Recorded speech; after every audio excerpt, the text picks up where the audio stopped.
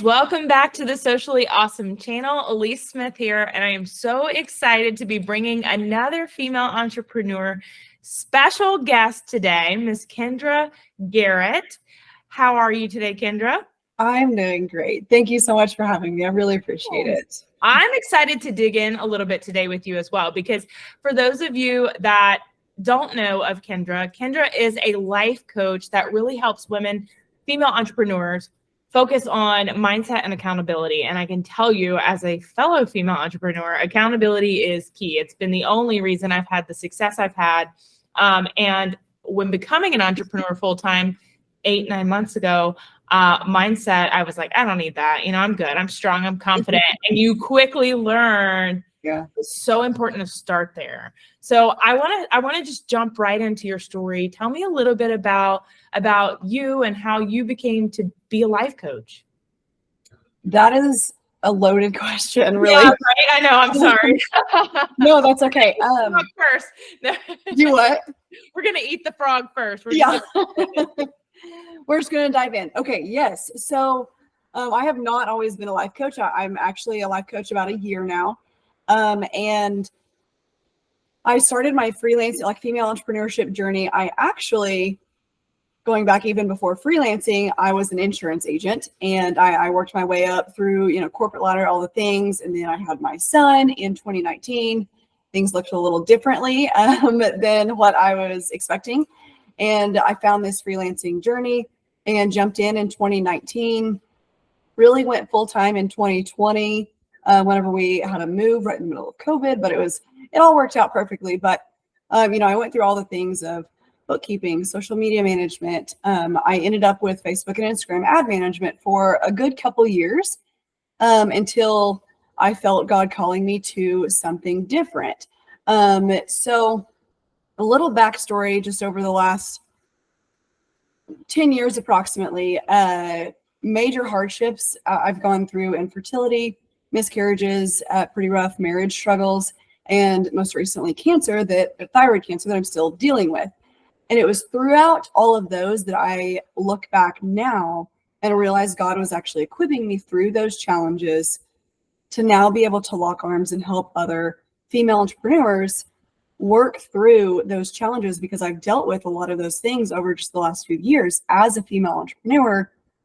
And I was tired. I finally just got to a point of, I was tired of waiting for the hardships to pass and waiting, okay, until we have another baby and then I'll move forward, and or waiting until cancer is done, and we're not. I'm a year and a half in and we're pretty sure they found more. So it's not, there's never going to come a point where there are not any challenges in life. Even if you have a sick kid at home or, whatever that might be, we all have day-to-day struggles, and also major struggles that are oftentimes out of our control.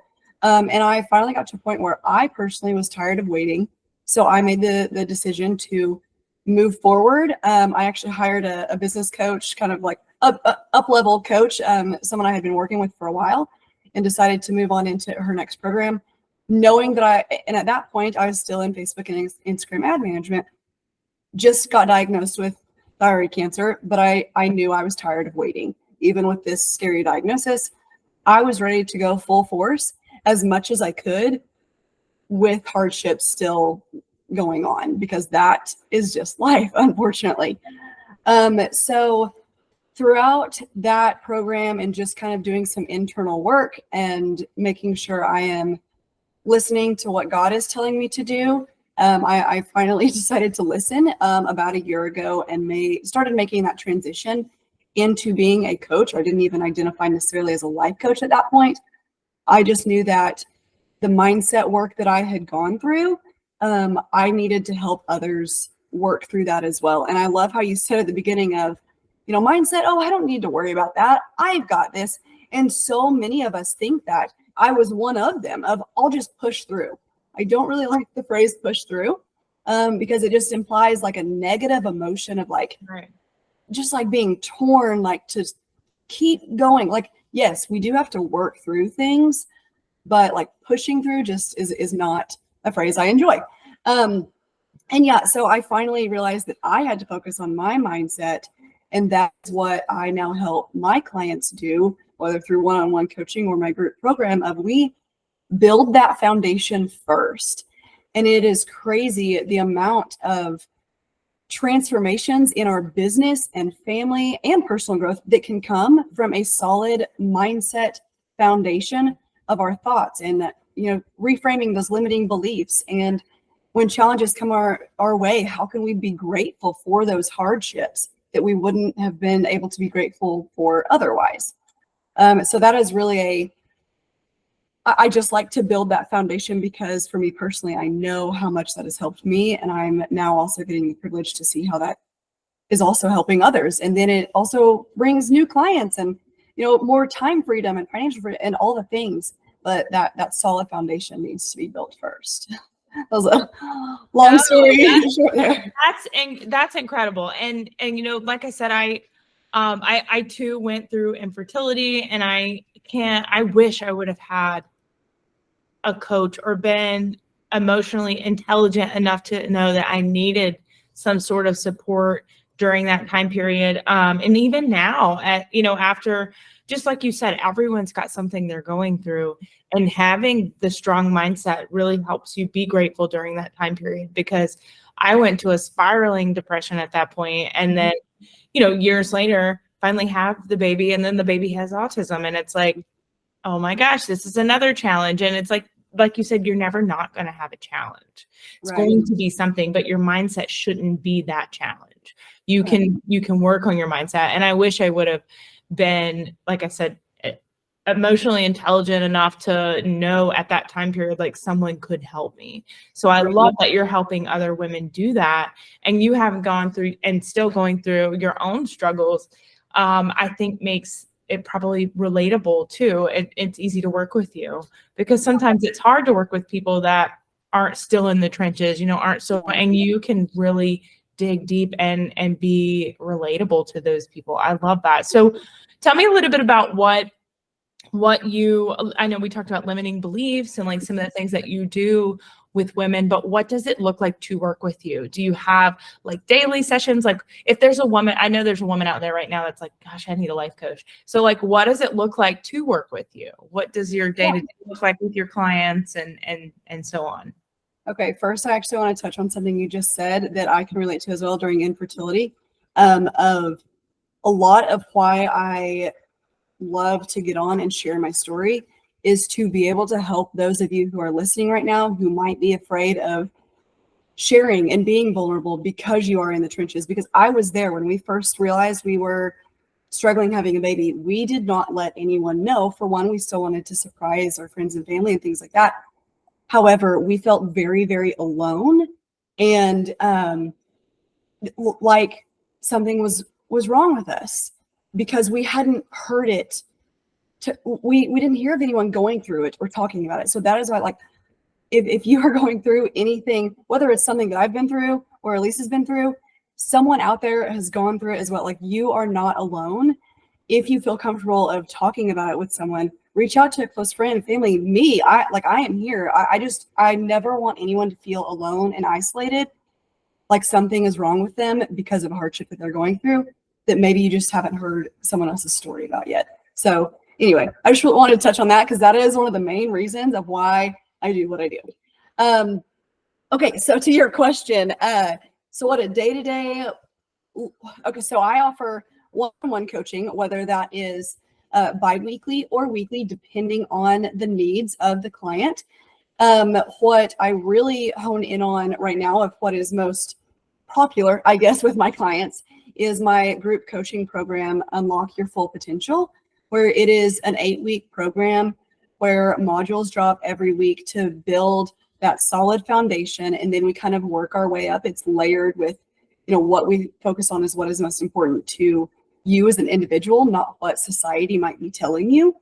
And we work on boundaries. We work on those mindset limiting beliefs, self-sabotaging thoughts. I'm a Christian, so I do coach on a faith-based foundation. So we work through that, and we also have weekly group coaching. It's a small, intimate group, which I have found my clients really enjoy, because they are able to connect with and help and support each other as well. And that actually comes with one-on-one coaching.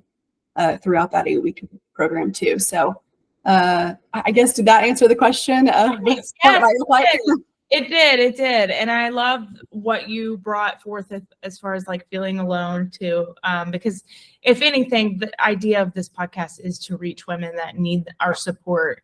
And, you know, I'm very open about it now. I wasn't going through it, but I love that you said that. And it's very tailored to your clients' needs as well, which is awesome. Because I know, you know, having a one size fit all package or offer doesn't work for everyone. And I really thrive on having custom packages as well. And I love that you can do that, because if someone is in the getting over trauma versus going through trauma, you might need different support at different times. And I love that you do that, you know, individually with them.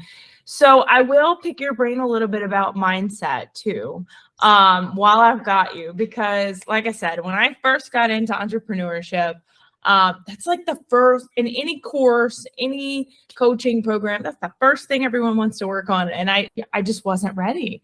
And then I get to like the 5th module and I'm like, oh, I got to go back to the mindset. Right. So I think it's so important and so key. So tell me a little bit about some practices that you would say to do daily for mindset. Do you do a miracle morning? Do you like affirmations? What are some of your key points that you do and you recommend to build that strong mindset?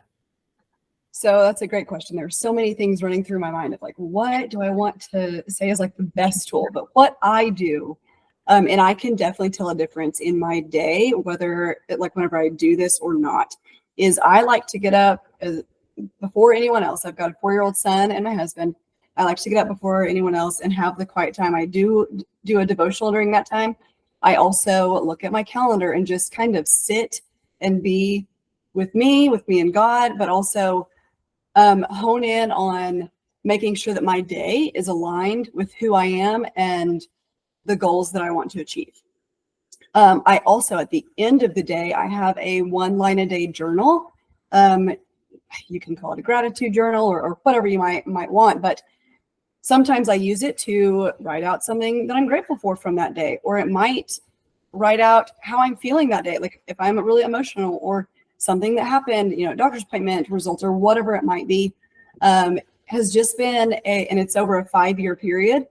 And I've been doing it for about a year now, actually right out a year. So it's encouraging to actually see what it's all on one page for 5 years. Like, and as I go each year, I can see what I wrote, you know, on this day, just 1 year prior, and see the progress that I have made. And that I think is sometimes overlooked because it's not like mindset. How do you measure mindset growth? So having something written down where I can actually see, oh, this is how I felt or what I was going through a year ago, or, you know, eventually I'll be able to look back at 5 years ago. Right. It gives me something a little bit more tangible of how far I've come. And it gives me that encouragement and motivation to continue moving forward. I also, you mentioned like positive affirmations. I do like those. I actually have 3 written out for me right now. I recently listened to the book Soundtracks by John Acuff, and I got one of these from that. But I have everything is always working out for me. So whenever I get a bad test result or, you know, something negative was said or something like that, or a negative thought, like I think, no, everything is always working out to me. I rise by lifting others, and that's my passion. I love doing that. And my life has unlimited possibilities throughout all of the hardships and day-to-day things. Like I can do anything. And I think a lot of female entrepreneurs that I have worked with and just seen in this virtual space over the last few years, there is a limit on their belief of what they can do based on what they have done in the past. Or, you know, like, I don't have the experience for that. Or, you know, like, oh, I've never been good at this, so why would I even try? Right. Those, being able to recognize those thoughts and reframe it and ask yourself, is this true? Like turn it into like, is this a fact that I cannot do this? More than likely the answer is no. That is just an assumption that was planted and you didn't realize it at the time that needs to be uprooted, and plant a new seed there with a new positive affirmation about who you are and what value you can bring to other people and what you probably already do. Sometimes we don't recognize the value that we're already bringing to the world. Sometimes it comes naturally, or you've just done it all your life. Like for one, I feel like I have always been a great encourager, a great cheerleader. But, you know, growing up, did I ever think, could that turn into a job, like a career? How does that work? Right. But I recently realized all of that growing up, and I love to encourage and lift others up. It's a lot of what I do now, and reframe those thoughts to encourage them and give them the truth. I'm not spilling, you know, rainbows and butterflies. I'm giving you the truth of who you actually are and what you are actually capable of. And it does require getting a little bit uncomfortable. I feel like if we are in a comfortable zone all the time, I just feel like that's not somewhere, like, yes, I want to be content, but I also want to be growing. I never want to stop my personal growth because I feel like there is so much more. I have unlimited possibilities in life. And I feel like to continue growing, I have to step outside my comfort zone a little bit at a time to get there. I love that. I love that. And that's so important. And, you know, for the female entrepreneur, but also just for the woman in general and the mom and the person that needs to know those beliefs are they're just in your head and they're not facts. Like you said, is it a fact? Right. Just because you've never done something doesn't mean you can't do it. And or figure it out. We're really good at figuring things out, you know? So I can relate to that. And I love that you really do help women with that, because that's something that I find myself, even after having great success in the last few months as you know, and taking the courage to step into full-time entrepreneurship like you, I'll still find myself sitting here going, I can't charge that because I'm not worth that, or I'm not, you know, like, or who's to say I can offer that service? Who qualifies me? Who doesn't qualify me? Like, who, you know, I have to reframe those things, right? Because there comes that upper limit where you're like, you know, even if you've had success, you limit out, and then you have to go back and work on mindset. And that's why I think it's important to have it as a daily practice. But I love the idea of the one-line journal, because that is something that I am not super consistent with. I have 20 journals that 2 pages are filled out in each one of them, kind of thing. Yes.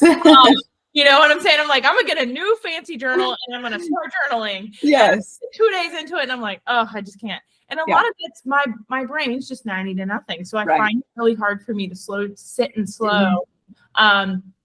The same thing with reading. Like I try to read 10 pages of a book a day, and I have to do it at night.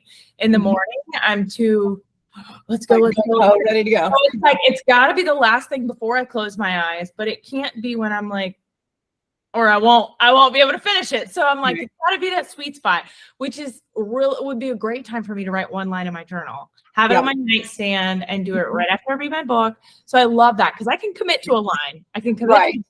And I was exactly the same way. I have you know, journals from years ago, you know, just the first 8 pages. And a friend of mine actually gifted that to me whenever my cancer journey started. And it took me actually a few months to say, yes, I will commit to one line. But I was like, it's 1 line a day. And now, just a year later, I'm struggling to fit it, like what I want to say, in that little space, which really I love that. I love that. Yeah. Like, maybe I need to just take the rest of this page for the rest of what it's allocated for the next few years and just do this year. But have like a backup journal, like an overflow.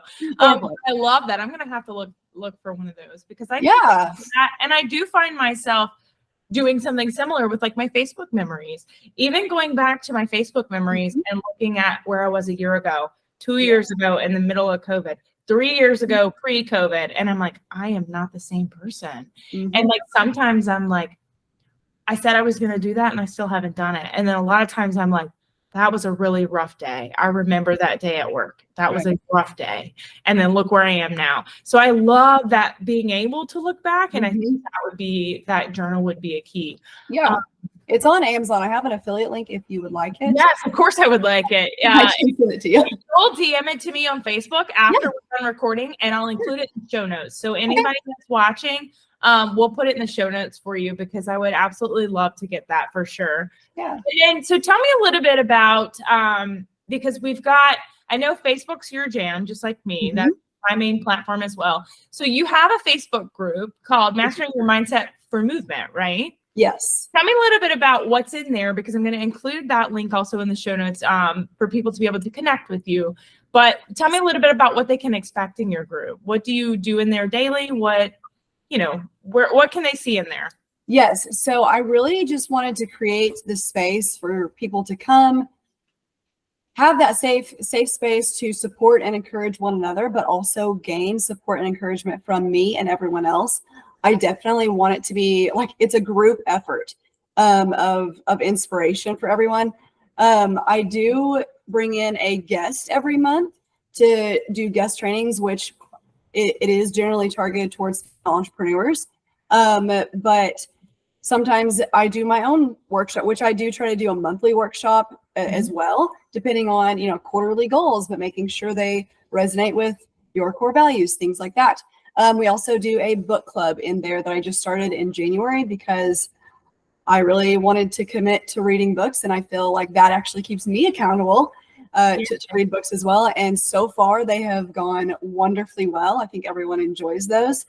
I'm trying to think of what else. Oh, we also have a group connection, like networking calls. We try to do that monthly as well, just for the group to come together and get to know one another, actually like building genuine connections. It's not a sales call or anything like that. Now we do share what we do and ask if we can support each other and refer each other out, things like that. But it is a very much basically like we just want to sit around the table, have a discussion, and learn about one another. So, and then also there are, if you're a member of my group, you get access to exclusive offers whenever I offer different things for program or coaching. Oh, awesome. Okay. So everyone make sure that you check the show notes, or if you're watching this on Facebook, I do usually stream my interviews in my Facebook group as well. So if you're in Socially Awesome Entrepreneurs, make sure that you check the links to be able to connect with Kendra, because she has a ton of gifts, and I want to get in there for the book club too, because I have like, this year, I'm like, I'm reading 12 books, at least 12 books. And I'm really good about audiobooks. Like I will spend an audiobook in a week at the gym, but forcing myself to have that quiet time to read was the goal this year. And it's been a challenge, but I've been consistent, but having that book club, I'm sure can help. Now I do listen to the audiobooks. Sometimes I have the physical book. It just kind of depends on where I'm at in the month, but having that discussion at the end of the month really brings it all together. Yeah. So you're not just listening and then going in one year out the other. Yeah. Right. And hearing from other people's perspective on what they got out of the book as well, I'm sure is super beneficial. So I have enjoyed this today so much. I can't wait to get in your group and be a part of that. So if people want to connect with you, they should find you on Facebook. Yes. Right. Okay. So I'll have the direct link in the comments in the show notes as well. And then people can book a call with you on your website, correct? I saw that. Yes. Yep. So if you're interested in working directly with Kendra, you can book a connection call with her, find out a little bit about how you can work with her, because I'm telling you, mindset is key to having a successful business. And most of my audience is in some sort of entrepreneurial journey, whether it be network marketing, they're coaches themselves, they're running an agency. I've got a lot of VAs. No matter where you are in your life, having that strong mindset and having that life coach to hold you accountable is key to success. People will always need accountability to get where they want to get. And I think I always say never hire a coach that doesn't have a coach. So I find it super important to connect with women that stress accountability 100%. Yes. I want to say thank you so much for being here with me today. And I hope everyone will connect with you. And until next time, guys, make it simple, make it social, make it awesome. Bye, guys. Thank you.